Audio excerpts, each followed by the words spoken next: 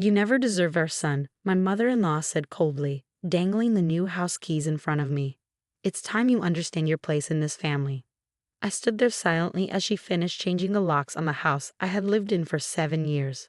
My name is Sarah Mitchell, and at 35, I was watching my in-laws kick me out of my own home.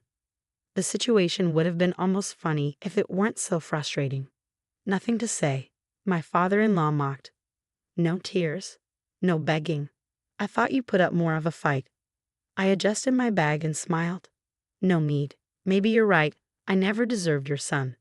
The confusion on their faces almost made up for the humiliation of this moment. Almost. From the day I married David, they made it clear I wasn't good enough. I was just a middle-class girl who had somehow married into their wealthy family. They never let me forget it. Not at family dinners, not during holidays, and certainly not during the many family meetings where they criticized me as a wife. Well, my mother-in-law huffed, disappointed by my lack of resistance. At least you finally understand. David will be better off with Madison anyway. She comes from the right kind of family. Ah, Madison. The family friend who had been hanging around David for the past year. The same Madison who had secret lunch meetings with him, sent late-night texts, and slowly crept into my marriage. The perfect woman for their perfect son. Everything they thought I wasn't. As I turned to leave, my mother-in-law's voice stopped me. Don't think about claiming anything. David was smart enough not to put your name on any property or accounts. You'll leave with nothing, just like you deserve. I nodded and walked away as they celebrated their victory. What they didn't know, what David didn't know, was that I had seen this coming long before they did. 2 years into our marriage, when David had a bad car accident, he trusted me to handle all the paperwork. You're better at this stuff anyway, he had said, signing whatever I put in front of him. So I did exactly that. I handled everything, including transferring the house into my name. Not out of greed, but because I knew what his parents were capable of. I loved David, but I wasn't naive. I protected myself. Now, as I walked away from the house I legally owned, I pulled out my phone and called my lawyer.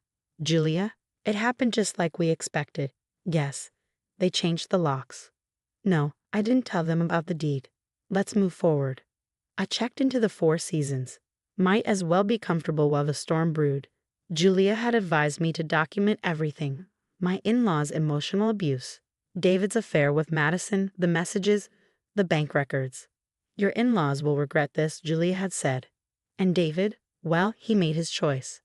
I'd ordered room service and opened my laptop, checking the security cameras I had installed in the house months ago. The live feed showed my in-laws settling in, probably planning how to redecorate now that I was gone. A text popped up from David. Mom said you finally left. It's better this way. Madison and I can be together now. I'll have my lawyer contact you about the divorce. I didn't reply. Instead, I forwarded it to Julia to add to our case file. 3 days. That's how long Julia said it would take to finalize everything. 3 days before they realized their mistake. Sipping my wine, I watched the sunset from my hotel room. Soon, David and his parents would learn the truth. The house, the cars, even his boat. They were all mine. Legal, documented, and untouchable. My grandmother always said, I murmured, raising my glass, the best revenge is letting people think they've won. I smiled. In 3 days, they would understand why I hadn't fought back. I had already won.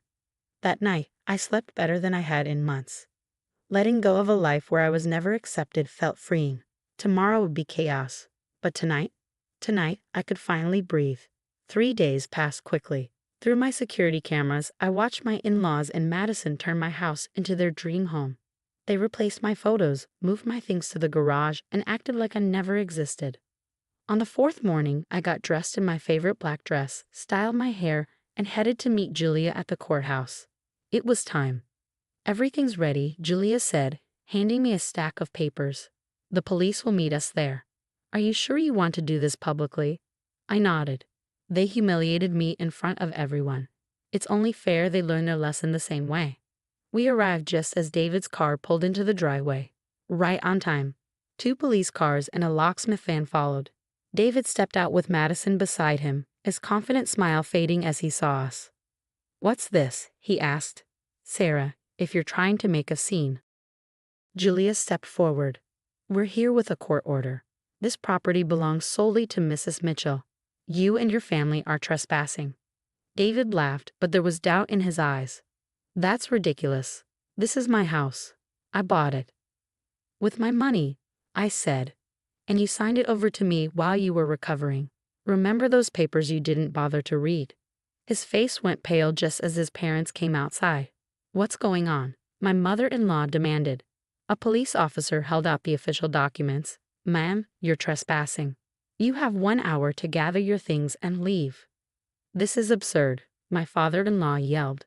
David, tell them this is your house. David frantically scrolled through his phone, searching for proof. This can't be right. Sarah, what did you do? I protected myself, I said simply. Just like you tried to protect yourself by keeping my name off everything. But you didn't read the fine print. You signed everything over to me. Madison grabbed David's arm. Baby, they can't do this. Tell them they can't do this. The officer checked his watch. 53 minutes left. My mother-in-law lunged at me, face twisted with rage. Careful, Julia warned. Everything is being recorded. You've already committed illegal entry. Want to add assault to the list? The next hour was chaos. My in-laws scrambled to grab whatever they could while the police watched. I stood by my car, calm, as their perfect plan collapsed. The cars too, Julia said as David tried to get into his BMW. The boat, the vehicles, everything is in Mrs. Mitchell's name. You can't take everything, he shouted. I earned that money. I opened a folder. Here are bank statements showing how you've been draining our accounts for your secret life with Madison. And here's proof of the money your parents tried to transfer out last week. Should I keep going? Their faces showed pure defeat. Madison was already calling in Uber, suddenly uninterested now that David had nothing. As they loaded their last belongings into my father-in-law's car, the only one in their name, David turned to me. Why? He asked, his voice hollow. Why did he just tell me you knew? I looked at him for the first time in months. Because you didn't deserve a warning. You and your family spent years making me feel small, like I wasn't enough. You never thought I was smart enough to protect myself. That was your mistake. The locksmith finished changing the locks, ones only I had the keys to. Julia handed David an envelope. Divorce papers, she said. Mrs. Mitchell is filing on grounds of adultery and financial misconduct. You'll need a good lawyer. I watched them drive away, my mother-in-law crying, my father-in-law furious, David defeated, Madison disappearing. It felt like a weight had lifted. Julia shut her briefcase. That went better than expected, ready to go inside.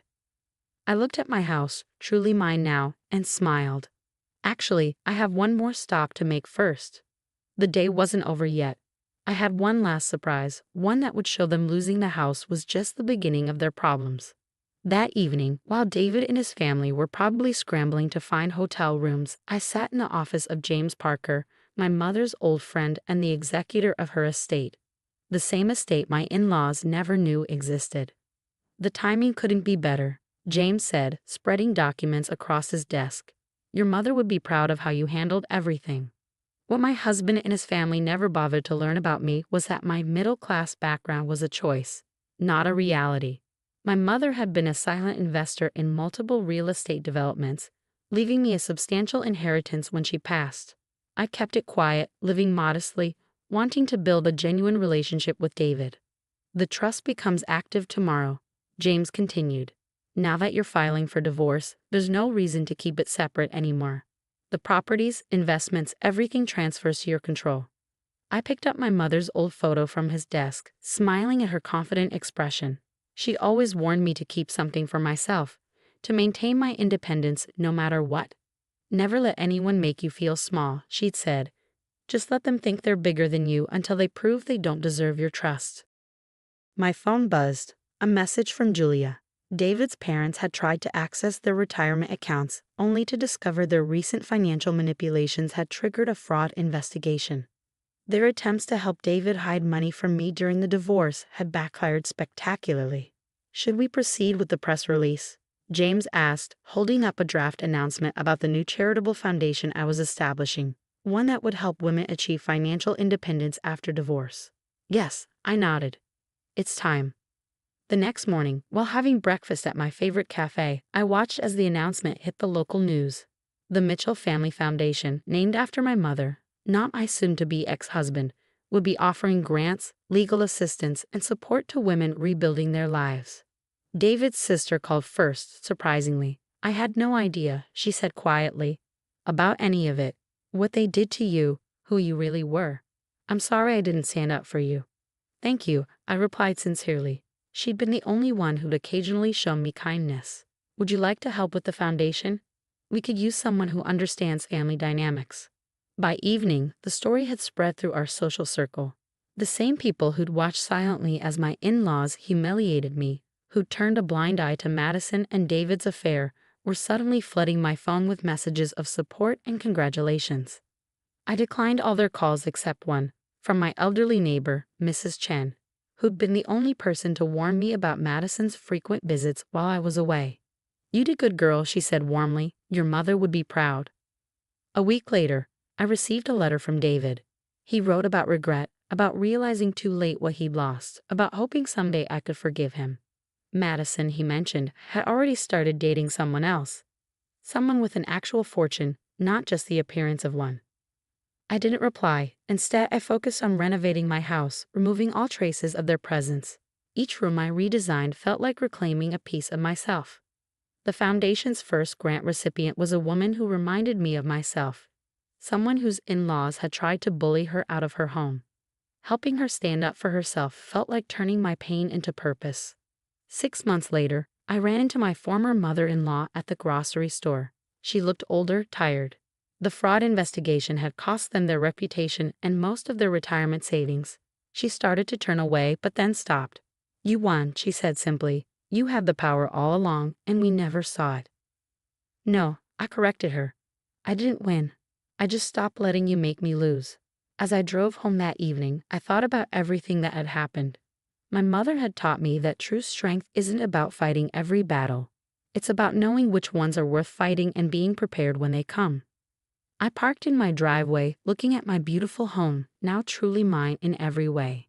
The garden was blooming with the roses I'd planted, my favorite wind chimes tinkled in the breeze, and through the window, I could see the family photos I'd restored to their rightful place.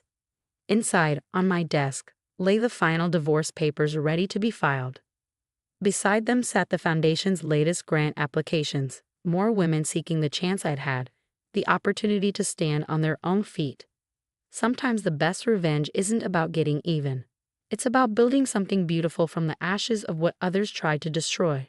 My in-laws had wanted to break me, but instead, they'd helped me build something stronger than I'd ever imagined. And that was worth more than any house or inheritance could ever be.